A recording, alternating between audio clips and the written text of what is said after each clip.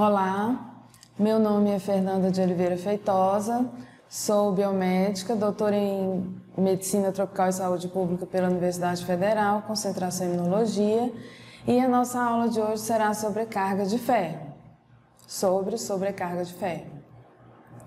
Os tópicos da aula, então, serão fontes de ferro, transporte, armazenamento, o controle metabólico do ferro, as causas da sobrecarga de ferro, diagnóstico e tratamento. O ferro, então, é um metal e ele pode estar na forma ferrosa ou bivalente e na forma férrica, trivalente. Ele participa de muitos processos fisiológicos no nosso organismo, principalmente no transporte de oxigênio ligado à hemoglobina, à síntese de DNA e como cofator enzimático no transporte de elétrons. A quantidade total de ferro no nosso organismo é de 4 a 5 gramas. Mas o nosso organismo, ele não é capaz de produzir o ferro, então a gente tem a obtenção do ferro pela alimentação por fonte animal e vegetal, e a nossa absorção diária é de 1 a 2 miligramas por dia, sendo que a nossa absorção máxima representa 10% do ferro total da dieta.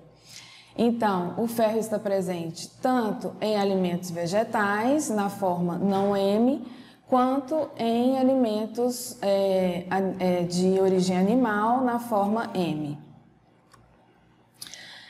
O armazenamento, então, desse ferro 75% será destinado à hemoglobina, né? Então, para a eritropoiese.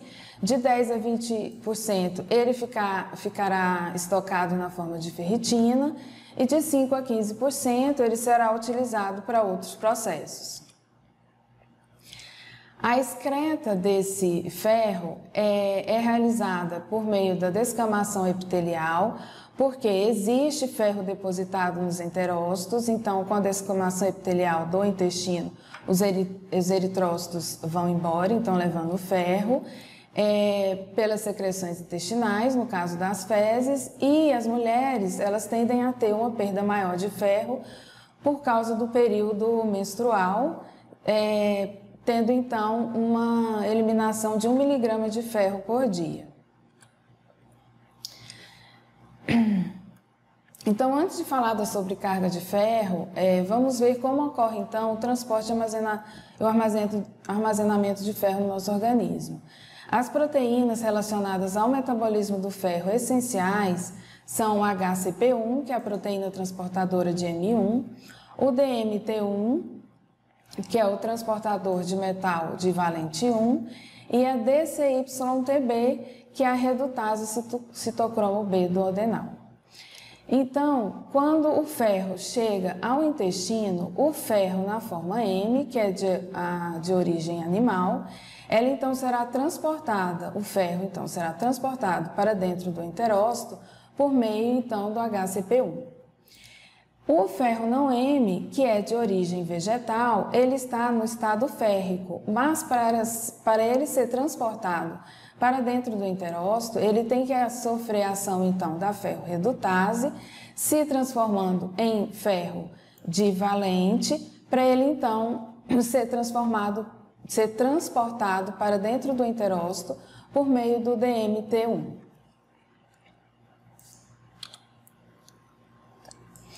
Dentro do enterócito, o ferro M, ele tem que sofrer a ação então da M-oxigenase para ser liberado da protoporfirina e aí ficar então na forma livre, na forma do ferro ferroso, para então ser transportado para o plasma por meio da ferroportina. Quando não há necessidade, então, desse transporte para o plasma, ele pode ser, então, estocado dentro do eritrócito na forma de ferritina. A ferritina, então, é a principal proteína armazenadora do ferro, com capacidade de estocar até 4.500 átomos de ferro. Ela é diferente da hemosiderina. A hemosiderina também é uma forma de armazenamento de ferro, mas ela é derivada da digestão da ferritina. No entanto, a ferritina ela é um pouco diferente da hemosiderina, porque ela armazena os átomos de ferro de forma solúvel e não permitindo então a formação de agregados tóxicos, que no caso ocorre com o excesso do estoque de hemosiderina. O ferro então no plasma, ele é transportado por meio da transferrina, mas para ele ser transportado, ele tem que se transformar em ferro trivalente. Então, para isso, existe a ferro-oxidase, que fará esse processo no ferro para ele poder se ligar à transferrina. O ferro, então, é transportado no plasma, na sua forma férrica, pela transferrina, como eu disse. Só que a transferrina, sem a agregação, então, das moléculas de ferro, ela é chamada de apotransferrina. E a maioria das células possui, então, um receptor para essa transferrina, principalmente os precursores de eritrócitos.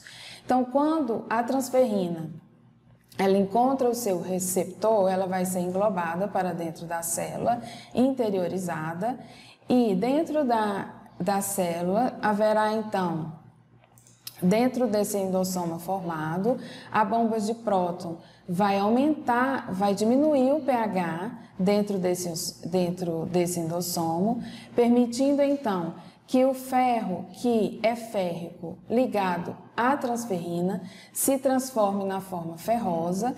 Então, ele se dissocia da transferrina para ser então liberado para o citosol pelo DMT1. E esse pH também vai permitir que o receptor da transferrina, que também vem para dentro da célula associado à transferrina, se desligue da transferrina e então permitindo a liberação novamente para o plasma da apotransferrina e dos seus receptores solúveis para então encontrar novas moléculas de ferro para que sejam transportadas para os locais necessários no organismo. O controle da regulação sistêmica do metabolismo do ferro, ela é feita por meio de um hormônio chamado epsidina. Então, ele regula negativamente a taxa de liberação do ferro dos enterócitos e macrófagos para o sangue. Então, quando o indivíduo tem aumento da presença de ferro no organismo, então haverá uma maior produção de epsidina para regular esse aumento da produção. Quando então o indivíduo tem hipóxia ou uma eritropoese ineficaz, ocorre então o bloqueio da produção de epsidina para que tenha então maior metabolismo ou liberação do ferro. E quando existe um aumento de infecções com produção de citocina inflamatória, como a interleucina 6, ocorre então um aumento da produção da epsidina para que seja então regulada a taxa de liberação do ferro. Então, a epsidina, ela vai bloquear a ferroportina, tanto nos enterócitos como nos macrófagos, bloqueando então a saída do ferro e também bloqueará a entrada do ferro naquele canal no DMT1 que permite a entrada do ferro para dentro do enterócito. Então, quando essa epsidina, ela está ligada à ferroportina, ela também vai ser englobada e internalizada para dentro do enterócito e será degradada. Essa é uma forma de regulação para a diminuição da excreção do ferro pelos enterócitos e macrófagos. Então, quais são as causas da sobrecarga do ferro? Já que eu tenho esses mecanismos para regular essa metabolização do ferro. Existem, então, dois grandes grupos, os genéticos e os adquiridos. Então, os genéticos, eles são as causas primárias para a sobrecarga de ferro. A mais conhecida é relacionada à hemocromatose hereditária. E os grupos secundários ou sobrecarga de ferro adquirida, ela ocorre devido à anemia, como a doença falciforme, a talassemia, as anemias em que ocorrem múltiplas transfusões sanguíneas, pela hepatite, abuso de álcool.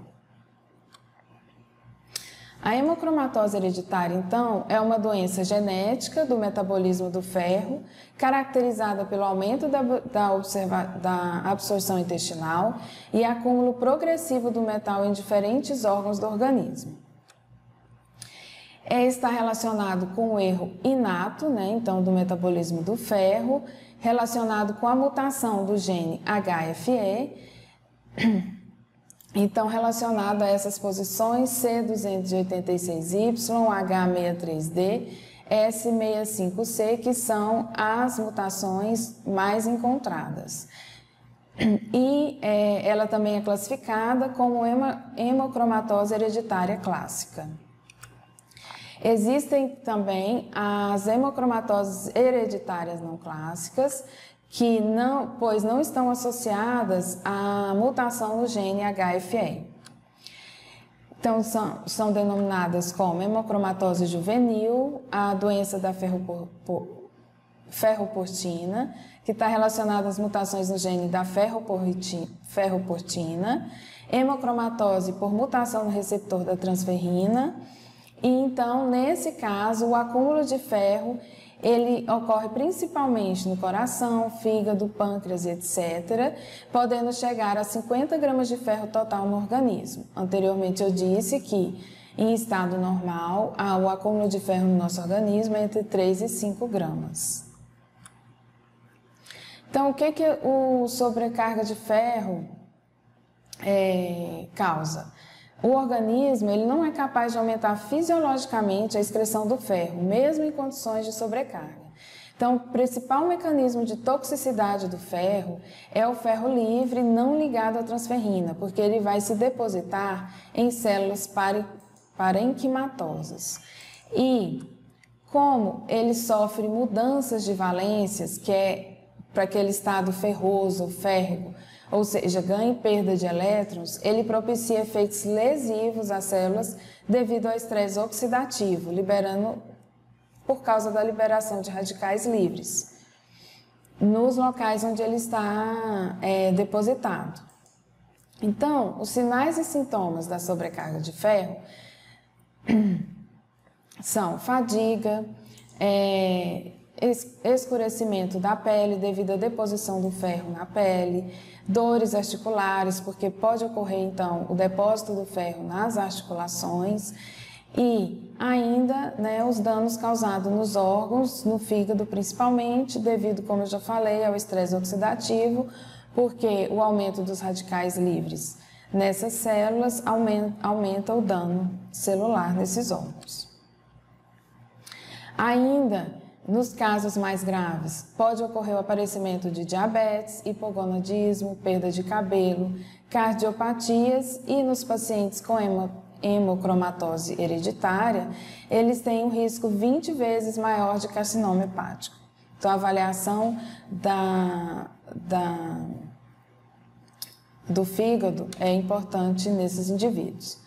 Então, para o diagnóstico, os principais exames laboratoriais são dosagem de ferritina e a saturação da transferrina. Então, quando tem um aumento do ferro, existe também um aumento da ferritina. O valor de referência normal da dosagem de ferritina é de 20 a 200 nanogramas por ml. No homem, em torno de 125 nanogramas e na mulher, 150. E a saturação da transferrina é normal, o valor de referência é uma saturação menor que 45%. No entanto, nos indivíduos com ferritina maior que 300 nanogramas e saturação férica maior que 45%, existe um alerta para sobrecarga de ferro. Então, é necessária a avaliação desse paciente, desse indivíduo, para verificar a hemocromatose hereditária. Mas nem sempre a ferritina sérica alta é sinônimo de hemocromatose hereditária. Ela também está associada aumentada nas infecções e inflamações. Então, por isso que a dosagem da ferritina, com outros métodos diagnósticos, são necessários para determinar a hemocromatose hereditária. Além disso, além da dosagem de ferritina e da saturação de ferro, é necessária a pesquisa genética também, nos casos de sinais e sintomas clínicos, para as mutações que eu falei no gene do HFE, para a comprovação da hemocromatose hereditária. Essa alteração genética ela é mais frequente em caucasianos, que são os indivíduos do norte europeu, e no Brasil ainda não existe uma epidemiologia para a frequência da hemocromatose aqui. A ressonância magnética é outro método para a investigação da hemocromatose hereditária e também para a avaliação dos pacientes que já estão em tratamento e para acompanhamento da evolução do tratamento da sobrecarga de ferro. Ele está sendo utilizado mais do que a biópsia de fígado, porque é um método não invasivo, ele permite a quantificação indireta do ferro. No caso da biópsia de fígado, ele também é um método diagnóstico, mas é um procedimento invasivo, mas esse método, por meio da coloração da Prússia do tecido do fígado, é possível ver então o depósito de ferro no órgão e o quanto ele está comprometido já. Então, fazendo um esquema rápido e básico sobre o diagnóstico da hemocromatose hereditária, primeiro então pede-se a saturação de transferrina em níveis séricos da ferritina. Se esses dois exames estiverem alterados, o médico então vai avaliar a possibilidade ou a necessidade de fazer o teste genético e aí, se positivo, é então o caso de hemocromatose hereditária e também utiliza-se depois a ressonância magnética para avaliar como já está o órgão com relação à sobrecarga de ferro, o comprometimento. Então, só fazendo uma observação, que o nível aumentado de ferritina pode ser também devido ao uso de suplementos de ferro, pessoas que têm necessidade de transfusões constantes, como os indivíduos com talassemia e anemia falciforme. Então, esse nível de ferritina é devido ao aumento do ferro, mas não por causa da hemocromatose hereditária, mas por outras causas. Então, esse aumento do ferro ocorre nesses pacientes que necessitam de transfusões, pois o organismo não é capaz de excretar naturalmente o ferro e, por isso, a necessidade de sangria de doação de sangue controlada nos casos indicados, porque é um tipo de tratamento. E essa frequência da sangria, dessas sangrias, que é como se fosse uma doação sanguínea, mas controlada pelo médico, e vai depender, então, da gravidade do caso do paciente e da tolerância do paciente ao procedimento. Além disso, para a hemocromatose hereditária, é necessário também diminuir a ingestão de ferro, e quando a ingestão de ferro e a sangria não está tendo um efeito, o uso da medicação também para quelar o ferro. E então, para esses indivíduos, sempre acompanhamento por médico e nutricionista para avaliação desses casos. Então, hoje sobre sobrecarga de ferro é isso. Obrigada pela atenção. Qualquer e-mail ou qualquer outra dúvida, podem mandar e-mails que eu irei responder. Bom dia.